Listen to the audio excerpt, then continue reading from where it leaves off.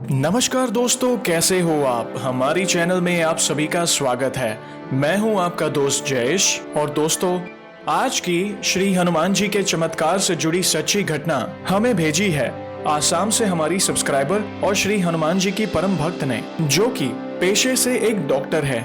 दोस्तों, आज की ये वीडियो ऐसे कई लोगों की आंखें खोल देगी जो जीवन में संकट के सामने हार मान लेते हैं, यहाँ तक कि संकट के सामने अपने घुटने टेक देते हैं और यहाँ तक कि उनका भगवान पर से विश्वास भी उठ जाता है। लेकिन इस महिला भक्त ने साबित कर दिया कि अगर हिम्मत रखे और ईश्वर पे भरोसा रखे तो कुछ भी असंभव नहीं है। ये वीडियो आज की जनरेशन को इंस्पायर करेगी, खासकर आज की महिलाओं को हिम्मत देगी और उनके अंदर का डर दूर करेगी। दोस्तों, इनके अनुभव में हम ये जानेंगे कि कैसे एक आम लड़की एक एमबीबीएस डॉक्टर बनी। अनेकों तकलीफ आई, यहाँ तक कि उनके माता पिता ने अपनी पाय पाय लगा दी उन्हें डॉक्टर बनाने के लिए। यहाँ तक कि बैंकों से भी कर्जा लेना पड़ा। कई अपनों ने ही उनका विश्वासघात किया। उनके माता पिता जैसे तैसे गुजारा करते थे, यहाँ तक कि वो पूरे कर्जे में डूब चुके थे। लेकिन इस भक्त की श्री हनुमान जी के प्रति अटूट भक्ति देखकर खुद दंग रह गया। दोस्तों, ये वीडियो आपको श्री हनुमान जी की भक्ति में कितनी ताकत है ये दर्शाएगी, क्योंकि एक और असंभव कार्य को संभव किया हमारे बजरंगबली। अगर आपने भी श्री हनुमान जी की कृपा या फिर चमत्कार को महसूस किया है तो आप अपना अनुभव मुझे ईमेल कर सकते हैं। मेरा ईमेल आईडी है jayeshwagela85@gmail.com। हम एक के बाद एक हमारे वीडियोस के जरिए आपके अनुभव को शेयर करेंगे। तो चलिए पेश करते हैं श्री हनुमान जी के चमत्कार से जुड़ी एक और जबरदस्त वीडियो। तो रिक्वेस्ट करता हूं कि इस भक्त के दोनों अनुभवों को ध्यान से देखिएगा ताकि आप कुछ मिस न कर दें। मेरा नाम डॉक्टर रश्मि है और मैं आसाम की रहने वाली हूं। मैं आपका चैनल रेगुलरली देखती हूं और आज मैंने ये तय किया कि मैं भी मेरे साथ घटित हुए दो महत्वपूर्ण अनुभव आपको और आपके चैनल से जुड़े हुए सभी लोगों के साथ शेयर करना चाहती हूँ। मैं शिव जी और हनुमान जी दोनों की भक्त हूँ। श्री हनुमान जी तो भगवान शिव के ही रुद्र अवतार है। दरअसल मेरे साथ बहुत बार ऐसा कुछ हुआ है जिसमें श्री हनुमान जी की उपस्थिति का अनुभव मैं करती आई हूँ। पहले मैं बहुत डरपोक थी। शाम होने के बाद मैं अकेले घर के अंदर रहने तक को डरती थी। तब मैंने अपनी मेडिकल की पढ़ाई शुरू ही की थी कि मेरी ही एक क्लासमेट फ्रेंड ने मुझे सलाह दी कि तू श्री हनुमान चालीसा पढ़ना शुरू कर, तेरा सारा डर खत्म हो जाएगा। नहीं तो ऐसे तो तू हॉस्टल में या हॉस्पिटल में रात को रुकने के लिए भी डरेगी। मुझे उस समय श्री हनुमान चालीसा के बारे में बिल्कुल भी पता नहीं था, तो मैंने अपने फ़ोन में ही श्री हनुमान चालीसा डाउनलोड करके पूजा करते समय पढ़ना शुरू कर दिया और इसी तरह मुझे श्री हनुमान चालीसा याद भी हो गई। उसके कुछ ही दिनों बाद मेरा डर तो मानो कहीं भाग ही गया। मैं देर रात को लाइब्रेरी से या कहीं और जगह से भी बाहर अकेले आने या जाने तक को नहीं डरती थी। मुझे ऐसा प्रतीत होता था कि मेरे साथ श्री हनुमान जी है तो मुझे किसी से भी डरने की कोई आवश्यकता नहीं है। इसके अलावा मेरा पढ़ाई में भी कॉन्फिडेंस बढ़ गया था।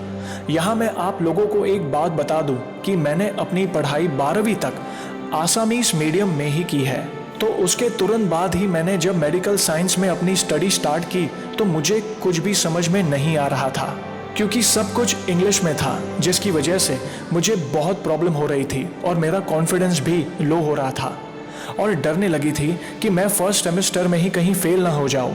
लेकिन जब मैंने श्री हनुमान चालीसा पढ़ना शुरू किया, उसके बाद जब भी ऐसा कॉन्फिडेंस लो फील करती तो मेरे ध्यान में यही एक चीज़ याद आती थी कि बुद्धिहीन तनु जानिके सुमेरो पवन कुमार, बल बुद्धि विद्या देहु मोहि हरहु कलेश बिकार।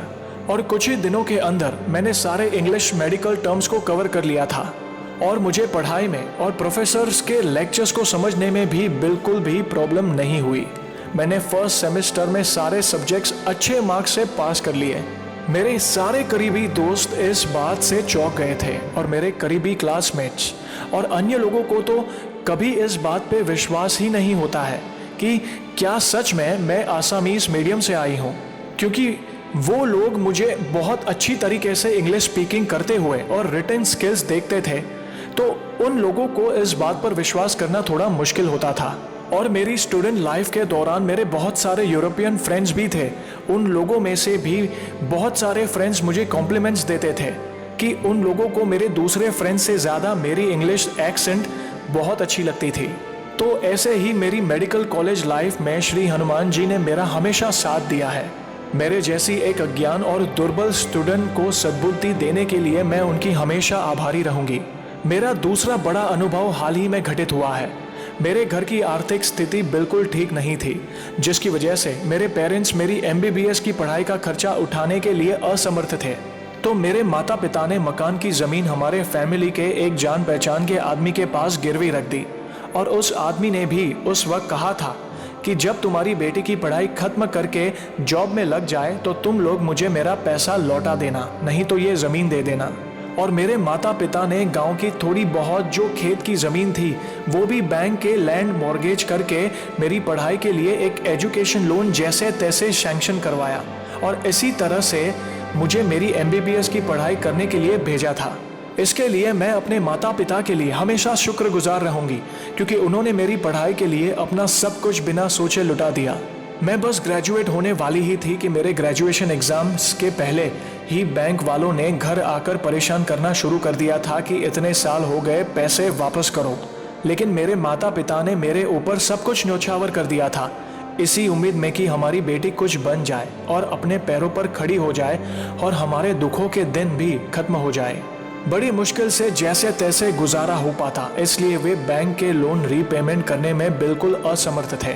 इसी दौरान ही मेरे माता पिता ने जिस आदमी के पास अपनी ज़मीन गिरवी रखी थी, उसने भी मेरे माता पिता को धोखा देकर चुपचाप वो ज़मीन दूसरे एक आदमी के पास बड़ी रकम में बेच दी, और मेरे माता पिता के ऊपर बार बार प्रेशर डालना शुरू कर दिया कि मुझे इस ज़मीन में कुछ घर बनवाना है, तो आप लोग कोई दूसरा घर रेंट में ढूंढ लो और ये घर जल्द से जल्द खाली कर दो। तब तक मैं भी ग्रेजुएट होकर अपनी पढ़ाई खत्म करके घर वापस आ गई। तो मैंने भी उस आदमी से बात की। मैंने उन्हें कहा कि मेरे माता पिता सीधे साधे लोग हैं, हमारे बुरे वक्त का फ़ायदा मत उठाओ, आप अपनी ज़ुबान से मुकर नहीं सकते हो। आपके और मेरे माता पिता के बीच यही तय हुआ था कि मेरी नौकरी नहीं लगने तक सब लोग इसी घर में रहेंगे। अभी आपने धोखा दे ही दिया है, तो मेरी भी एक बात सुन लीजिए। मेरी नौकरी जब तक नहीं लगती तब तक मेरे माता पिता और मेरी फैमिली का कोई भी सदस्य कहीं नहीं जाएगा। जैसे ही मुझे नौकरी मिल जाती है, उसके बाद मैं खुद मेरे माता पिता को अपने साथ ले जाऊंगी और आपको ये ज़मीन दे दूंगी।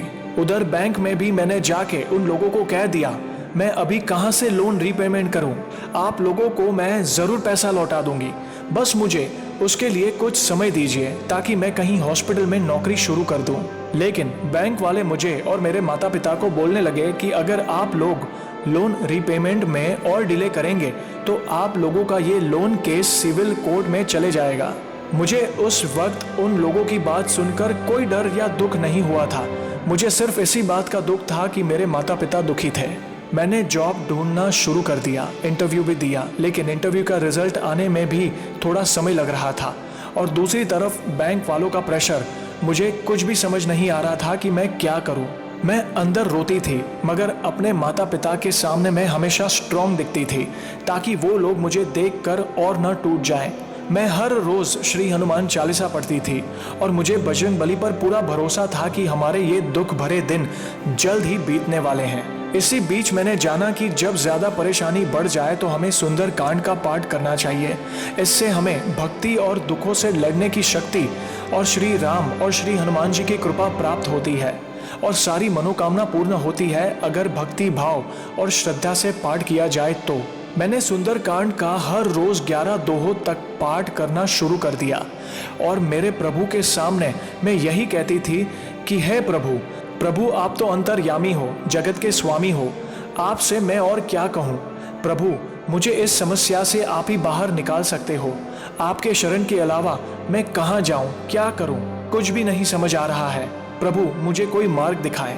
और जिस दिन मैंने सुंदर कांड का आखिरी दोहा पढ़ करके पूरे सुंदर कांड के पाठ को पूर्ण किया, उसी दिन दोपहर को एक सिविल हॉस्पिटल से एक मेडिकल इंचार्ज और इंस्पेक्टर डॉक्टर का मुझे कॉल आया कि डॉक्टर रश्मि, आपने हमारे हॉस्पिटल के जो मेडिकल ऑफिसर के पोस्ट के लिए अप्लाई किया था, कल दोपहर 1 बजे आपका इंटरव्यू है और सारे डॉक्यूमेंट्स मार्कशीट्स आप अपने साथ लेकर आइएगा।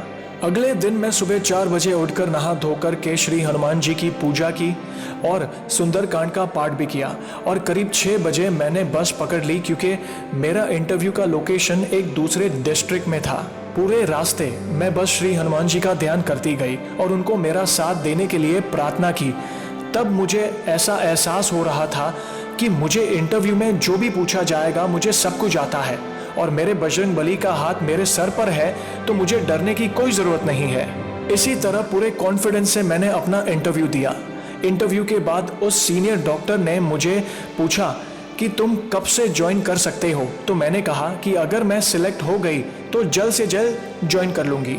तब उन्होंने कहा, अरे तुम तो सिलेक्ट हो गई हो, बस अगले महीने ही 1 तारीख से ज्वाइन कर लो और ज्वाइन करने से पहले तुम हॉस्पिटल ने दिया हुआ तुम्हारा डॉक्टर बंगलो और अपना हॉस्पिटल भी एक बार देख के आना, क्योंकि इसी हॉस्पिटल के मेडिकल ऑफिसर बन गए हो तुम अभी। यह सुनकर मुझे समझ नहीं आ रहा था कि मैं क्या कहूँ और कैसे अपने प्रभु को शुक्रिया अदा करूँ। इंटरव्यू रूम में मैंने बहुत मुश्किल से अपने आंसू रोके, मगर बाहर आते ही मेरे आंखों से आंसू बहने लगे, यही सोच करके कि प्रभु कितने दयालु हैं। प्रभु अपने भक्त के दुख दर्द को ज्यादा देर तक नहीं देख सकते और मदद करने के लिए हमेशा व्याकुल रहते हैं। अब मैंने उस हॉस्पिटल में मेडिकल ऑफिसर के पोस्ट पर जॉब ज्वाइन कर ली है और मेरे प्रभु की कृपा से सब कुछ ठीक चल रहा है। मैं सबको यही कहना चाहती हूँ कि अगर कोई सच्ची श्रद्धा भक्ति से प्रभु को याद करते हैं तो वे जरूर सुनते हैं। उन पे हमेशा भरोसा रखना चाहिए और जिंदगी में हिम्मत मत हारे, वे आपको राह जरूर दिखाएंगे। बस आखिर में यही कहना चाहती हूँ कि मेरे प्रभु आप सब पर कृपा बनाए रखे और सबको खुश रखे। तो दोस्तों, देखा आपने, श्री हनुमान जी की भक्ति करने से और उन पर अटूट विश्वास रखने से आपके कोई काम नहीं रुकेंगे, क्योंकि श्री हनुमान जी अपने भक्तों के आंखों में कभी आंसू नहीं देख सकते। तो दोस्तों, कैसी लगी आज की ये वीडियो को लाइक और शेयर जरूर करिएगा, ताकि ज्यादा से ज्यादा लोगों तक श्री हनुमान जी की महिमा को हम पहुंचा सके। और जल्द ही हम आप सभी के लिए ऐसे ही इंटरेस्टिंग वीडियोस लेकर वापस लौटेंगे। तब तक जय श्री राम, जय हनुमान।